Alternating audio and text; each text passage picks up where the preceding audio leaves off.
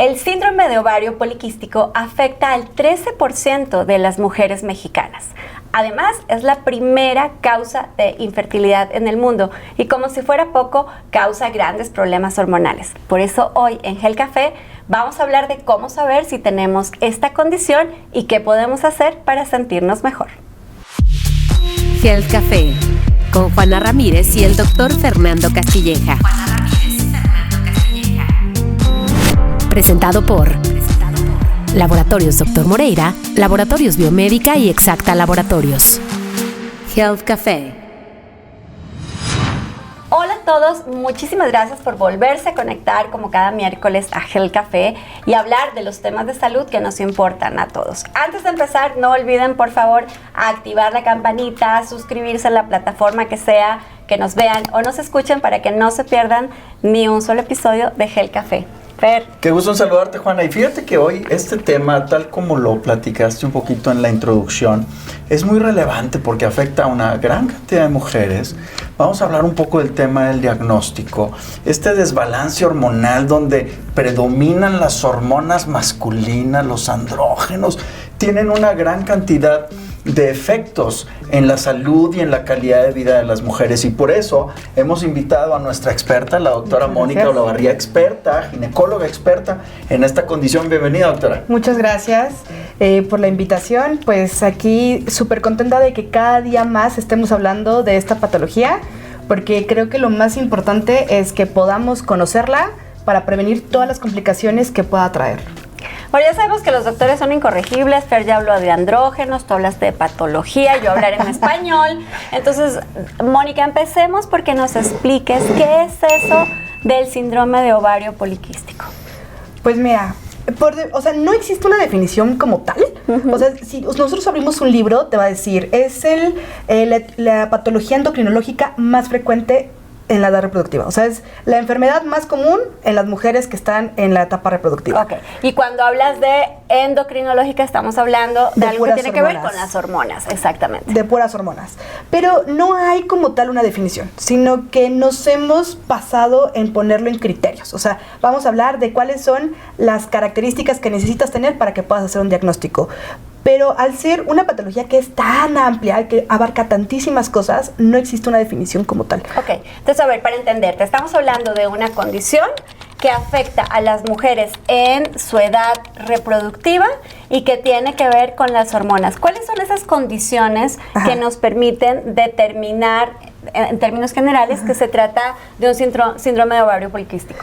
Mira, ahí, antes de eso te voy a contar una cosa. Diagnosticamos en la edad reproductiva, pero en realidad es una patología que va desde que estás en la panza de tu mamá, en la infancia, en la pubertad, luego tiene una etapa en la edad reproductiva que es cuando es como mucho más notoria, cuando se manifiesta más, cuando brilla, y luego tiene una etapa en el climaterio. O sea, pero nos acompaña a lo largo de toda nuestra vida. Muy bien. ¿Y cuáles son esas condiciones? Son tres, lo vamos a poner así: ciclos irregulares. Y por ciclos irregulares la definición es muy estricta. No puede ser en adolescentes, o sea, porque los adolescentes es normal que tengan ciclos irregulares. Tienen que haber pasado por lo menos 5 años de que inició tu ciclo menstrual para que lo puedas considerar, y tienen que ser ciclos que se pasen de la media, es decir, menos de 21 días y más de 35 días. Ok. La segunda es que tengas hiperandrogenismo, o sea, exceso de testosterona. Que la forma más fácil es identificarlo de la manera clínica, o sea, la gente que tiene acné en exceso, que no se quita como con las terapias dermatológicas habituales, cuando tenemos vello, ¿no? O sea, vello aquí en el bigote, en la barbilla, en la panza, en las ingles, y lo que nos piden ahora es que preguntemos si te consideras velluda, ¿no? Porque pues el láser y estas técnicas han hecho que a veces cuando nosotros evaluemos no veamos nada, ¿no? Claro. Sí, entonces, ¿tú te consideras velluda, sí o no? Ok. Y estos son como los clásicos, pero de ahí se abre un camino súper amplio a decir otras cosas que pueden estar relacionadas con testosterona, como que cuando suban de peso, en lugar de que engorden de las caderas, engordan de la panza, ¿no? O sea, como el abdomen, ¿no? Eso es porque tienen exceso de grasa visceral. Ya.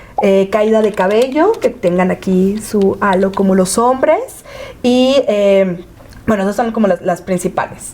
Entonces déjame, para los que nos están escuchando, hacer una pausa hasta aquí. Hablamos de ciclos de menstruales irregulares. Ajá. Y entonces irregulares es que tenemos entre 21 y 35 días adicionales a la fecha en la que nos tendría que llevar el ciclo, ¿es correcto? No, más bien que del primer día que tú reglas Ajá. al siguiente día que tú vuelves a reglar, tiene que pasar entre 21 y 35 días. Ese es el ciclo regular. Ese es el ciclo regular. Y el ciclo irregular es cuando eso no sucede. Exacto, que sucede en menos de 21 días o más de 35. Perfecto.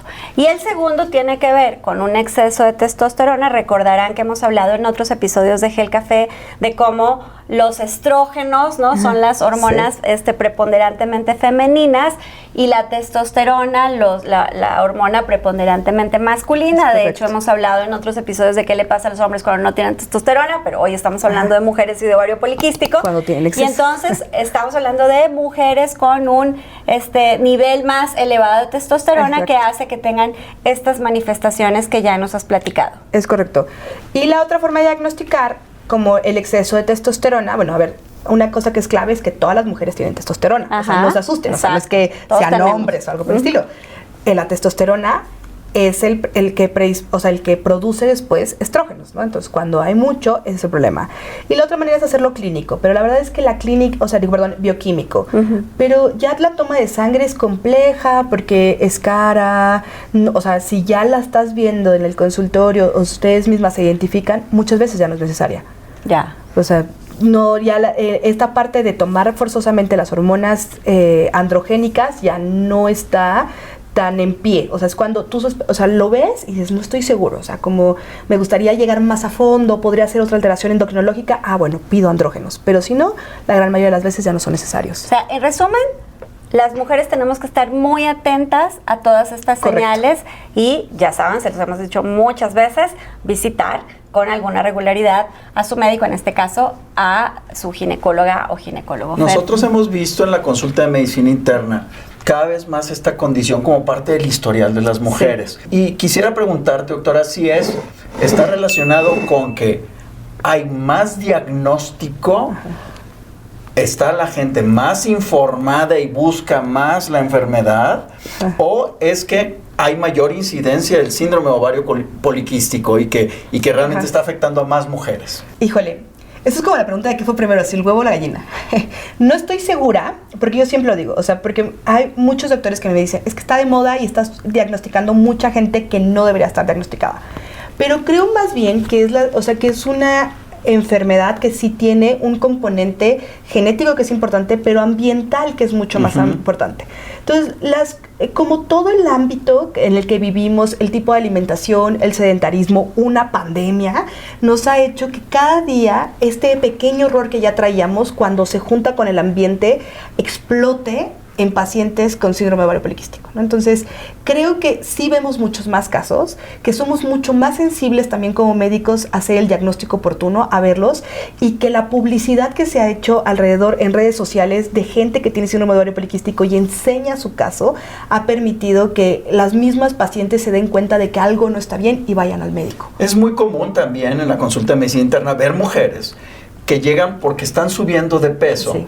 Y no se lo explican. Sí. Llegan y dicen, doctor, es que no como suficiente cantidad de calorías como para estar subiendo de peso. Entonces, ya lo mencionaste hace ratito, puede ser consecuencia del hiperandrogenismo, de esta ganancia de grasa visceral, y que pueda justificar ese aumento de peso y que sí se busque en el diagnóstico, entonces. Sí, claro, completamente. Y el otro gran enemigo que tienen las pacientes con síndrome ovario poliquístico es la resistencia a la insulina.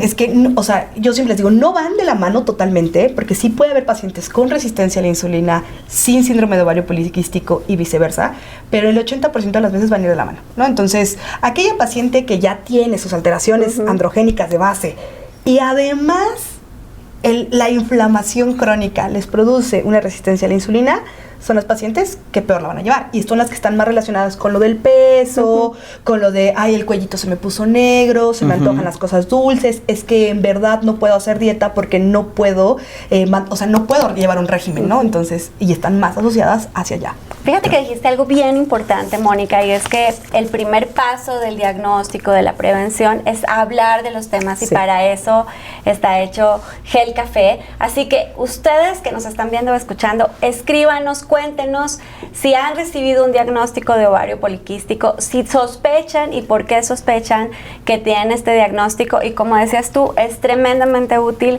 cuando las personas que ya han pasado por allí comparten su experiencia. Suele ser incluso más fácil para pacientes hablar con otros pacientes, así que muy interesante lo que acabas de decir. Mónica, me quiero regresar a esto de los ciclos menstruales irregulares, porque en realidad es muy común, porque creo que todas hemos pasado por algún momento en que el estrés o la alimentación o el ejercicio puede incluso tener afectaciones sobre nuestro ciclo menstrual, y aquello no tiene nada que ver con ovario poliquístico. Pero también es muy frecuente que en mujeres con ciclos menstruales irregulares permanentes se piense o se relacione con el tema de la infertilidad. Entonces, ¿cuándo tendría que sospecharse de ovario poliquístico y qué hacer? Ir, por supuesto, a ginecología, pero ¿cuáles serían las indicaciones, las recomendaciones que tú les darías? Sí, cuando lo relacionamos con infertilidad es porque es más común que una mujer que tiene ciclos de más de 35 días no ovule en ese mes. Entonces, no es que sea el 100% de las veces, y eso siempre se los digo, el síndrome de ovario poliquístico no es un método anticonceptivo. Si le echan muchas ganas, les prometo que encuentran el resultado. Pero cuando no están en esta ciclicidad o en este promedio, porque al final hablamos de promedios, o sea, ¿quién va a ser más exacta, la del 29 o la de 30 días? Pues es lo mismo, ¿no? O sea, es su propia regularidad. Pero cuando se pasan los 35 es muy probable que no tengan ovulación. Entonces, ¿quién debe de acercarse? Pues aquella mujer que ya está viendo que lo más importante es tener una aplicación, ¿no? La que quieran, o un cuaderno, o un calendario, lo que sea. Sí, pero, o sea, que sepan cada cuánto están arreglando, cuántos días dura, los patrones reales que tienen. Una vez que sí se den cuenta de que sí, no está súper loco, 43, 32, 50... Ok, pues entonces sí hay que ir a una evaluación, porque a lo mejor puede ser que clínicamente no presente ninguna de las cosas que dijimos, pero cuando vayamos y pidamos las hormonas, tarán, ahí estaban, ¿no? Esto que acabas de decir es súper importante. También lo hemos hecho en otros episodios hablando de cualquier enfermedad, y es la frecuencia, y los dos son médicos, con los que llega un paciente al consultorio y el médico la primera pregunta que hace es: ¿desde cuándo tienen los síntomas? Y la respuesta más común es: no me acuerdo, ¿no? Sí. Y en el caso de las mujeres, ¿cuándo fue la última vez que arreglaste? Híjole, no me acuerdo, ¿no? Y decías tú, hoy hay un sinnúmero de aplicaciones en el celular para registrar el día que te llegó y no me acordé ese día, pero entonces al otro día no lo he hecho, o es un calendario enfrente del espejo del baño, lo que sea, pero es muy importante que asumamos nuestra responsabilidad y monitoricemos estos que son facts muy importantes. El caso de las mujeres, por supuesto, que el ciclo menstrual es relevante para muchas cosas, no solo para ovario poliquístico, entonces qué bueno que haces esta recomendación, Mónica. Ahora, lo hemos conversado hace unos minutos. El síndrome de ovario poliquístico puede tener una asociación con múltiples otras condiciones metabólicas. Correcto. Resistencia a la insulina y las consecuencias de la resistencia a la insulina, como más ganancia de grasa, como hipertensión, como otra serie de condiciones. El enfoque de tratamiento, cuando son muchas las causas, pues hay pocas soluciones únicas. Es correcto. Y ahí se ponen de moda ciertos fármacos como la metformina, que sin duda es un gran fármaco para ciertas condiciones como la resistencia a la insulina, pero que luego también a todas las mujeres que tienen un poquitito de sobrepeso y un poquitito de alteraciones menstruales, ¡pum!, se lo encajan inmediatamente. Entonces, ¿cuál es el abordaje terapéutico pero para ahora esto? Que estás hablando del tratamiento, o sea, la primera pregunta que tengo para los dos es, ¿tiene cura? No, o sea, no tiene cura como de, dada de alta de síndrome de ovario poliquístico, regresé el siguiente año a su consulta, pero tiene control. Ok, y entonces ahí es cuando el tratamiento tiene mucho sentido. ¿Cómo le hacen? Básicamente yo siempre les digo, ¿qué es lo que quieres corregir? ¿Te molesta que tienes acné? ¿Te molesta que tienes vello? ¿Te molesta, o sea, tus ciclos irregulares es un problema? ¿Quieres tener un bebé? ¿No quieres tener un bebé? ¿Estamos bienes porque no has podido bajar de peso? ¿Porque tienes este problema de las cosas dulces? ¿Cuál es el motivo por el que vienes a mi consulta? O sea, ¿qué es lo que me quieres contar? Y a partir de ahí buscas. Ahora, si nosotros nos vamos al libro, el libro dice que el primer tratamiento, y tiene todo el sentido del mundo, es cambio en el estilo de vida. Porque si ya habíamos platicado que es una patología que tiene un componente genético, pero que el ambiental nos está pegando súper rudo, entonces modifica el ambiente y ve qué tanto le puedes ayudar a la paciente. Y justo lo que decía Fer, o sea, es que muchas veces queremos encontrar la fórmula mágica, ¿no? Metformina todas. ¿Y qué pasó? Pues que no funcionó, que cuando salieron los análisis, como de muchos años, dijeron, no es para todas y sí tiene indicaciones muy específicas. Ahora, una pregunta que me han hecho en la consulta, como piensan en el concepto de quistes en los ovarios. Me han preguntado, ¿se me van a romper los quistes? ¿Van a sangrar los quistes? ¿Se van a convertir esto en una urgencia quirúrgica? Necesito cirugía, sí. Hagan de cuenta que yo siempre les explico, los quistes en el ovario no son quistes, son folículos, que es la casita del óvulo donde está nuestro material genético y donde se produce el estradiol, la progesterona y la testosterona. Hormonas. Es correcto. Entonces son como unas bolitas negras que todas tenemos en el ovario. Pero en el síndrome ovario poliquístico no se logran crecer y ovular. Y entonces, ¿qué hacen? Pues van y se acumulan a las orillas del ovario. Y por eso es que parecen como si fuera un rosario. No se rompen, no se quitan. Yo siempre les digo, es como tu cicatriz. Es como algo que dijeron, aquí vamos a estar. Y no, definitivamente no medimos la eficacia del tratamiento a través de los ovarios. Solo una característica. No le tengan miedo, solo una característica. Y no es origen de cáncer, perdóname que te interrumpa. Y no es origen de cáncer. De los ovarios, no. Ok. Y una cosa es importante, que si alguien llega y les dice, tienes ovario poliquístico, ¿te tengo que operar? No. Cambien de doctor. Sí. O sea, porque no es una estrategia de tratamiento. Sí. No se rompen nada. Sí, correcto. Muy interesante. Sí. Porque no es poco frecuente que esa sea la recomendación. Ahora, platicamos que pues 13%, una de cada 10 mujeres tienen esto en México. ¿Hay alguna asociación de médicos o de pacientes que se estén dando apoyo, que estén haciendo comunicaciones activas para encontrarle una mejor solución al tema? No, o sea, hay grupos pequeños, o sea, pero algo como que sea grande, que traiga un impacto así importante, no, esa es una realidad. O sea, las asociaciones, casi siempre las que están relacionadas, como por ejemplo con medicina de la reproducción, sí tienen espacios específicos para síndrome de ovario poliquístico. Y muchas veces las mismas pacientes como que van generando grupos de apoyo. Pero algo que yo les dijera, vayan a tal lugar, no. En España, por ejemplo, tienen un grupo que sí es súper grande y para hablar de la calidad de vida. Y Inglaterra tiene una aplicación que se llama Pregúntale al síndrome ovario poliquístico, Ask PCOS. Qué maravilla. Ajá, y la tienen traducida al español, ¿eh? O sea, y viene como cosas científicas y médicas. Pero Mónica, el tiempo se nos acaba súper rápido, pero a mí me gustaría que les dijeras, seguramente hay muchas mujeres que nos están escuchando que dicen, sí, claro, estos son mis síntomas. Dales 3 recomendaciones de lo que tendrían que hacer con esos síntomas. Además, con el mensaje de se puede estar mejor, ¿no? Lo has dicho, hoy hay que cambiar muchas cosas de nuestro estilo de vida y eso pasa en casi todos los padecimientos. Pero bueno, 3 recomendaciones para esas mujeres que puede ser que estén encontrando que tienen algunos de esos síntomas. No retrasen el diagnóstico. Si lo sospechan, vayan. O sea, si sí está, o sea, les puede cambiar la vida. Y si no, les buscarán algo que esté alterado y por lo que tengan estos síntomas. La segunda, no le tengan miedo a cambiar el estilo de vida, ¿no? O sea, tenemos que borrar estas ideas de me van a tener con lechuga todo el día. No, o sea, se trata de que tengas una calidad de vida. Y tercero, tiene 2 áreas, ¿no? La parte metabólica y la parte reproductiva. Si te está afectando en la parte reproductiva, que es como que es la más brillosa, busca ayuda, porque hay muchísima solución y hay muchas cosas que son muy sencillas y que no necesitan tanta ciencia que pueden ayudarte a que resuelvas el problema. Y si tienes unos antecedentes familiares muy grandes de diabetes, hipertensión, obesidad, busca ayuda, porque entonces vas a prevenir que a edad temprana, 40, 45 años, tengas complicaciones metabólicas. Entonces lo más importante aquí es la prevención. Esa es la parte fundamental del síndrome ovario poliquístico. Mónica, muchas gracias por acompañarnos. Gracias, Mónica. Muchas gracias. ¿Dónde te encuentran? Me encuentran como Fernando Castilleja en todas las redes. Y a mí ya saben que me encuentran como Juana Ramírez o Juana Ramírez Hoy. Por favor, no se pierdan el próximo episodio, ya saben que nos vemos todos los miércoles para hablar de los temas de salud aquí en Health Café. Health Café.